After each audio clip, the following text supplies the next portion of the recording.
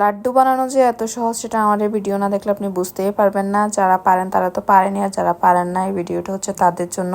প্রথমে আমি 1 কাপ বেসন নিয়ে নিয়েছি। বেসনের সাথে একটু লবণ দিয়ে ভালোভাবে মিক্স করে এরপরে পরিমাণ মতো পানি দিয়ে এগুলোকে সুন্দর মতো মিক্স করে নিব, যাতে কোনো দলা পাকিয়ে না থাকে। এরপর হচ্ছে যে একটি প্যানে আমি একটুখানি ঘি দিয়ে দিব, আর ঘিয়ের সাথে দিয়ে দিব হচ্ছে সাদা তেল।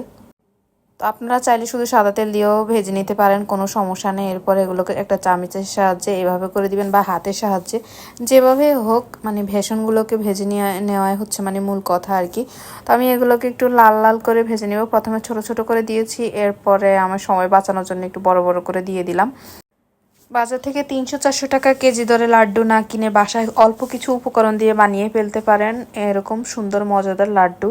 তো এইরকম কালার করে আমি সবগুলোকে ভেজে নিয়েছি। এবার এগুলোকে অফ ক্যামেরাতে আমি এগুলোকে ব্লেন্ডার জারে ক্রাশ করে নিয়েছি এভাবে সুন্দর করে।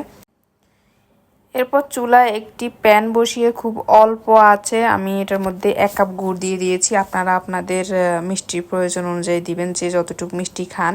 এরপর আমি টেস্ট আর একটু বাড়ানোর জন্য এখানে একটু লিকুইড দুধ দিয়ে দিয়েছি।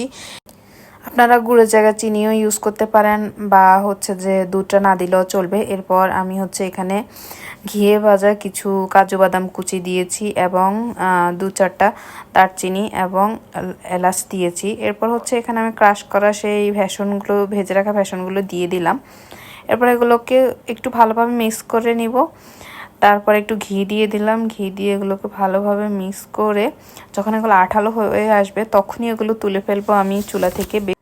বেশি একটা ঝরঝরে করা যাবে না। আর এখানে হচ্ছে আপনি চাইলে আরও ভালো কালারের জন্য হচ্ছে আপনি ফ্রুট কালার ইউজ করতে পারেন। তো আমি এখনও কোনো ফ্রুট কালার ইউজ করিনি, যেহেতু আমার বাচ্চারা খাবে এই জন্যে।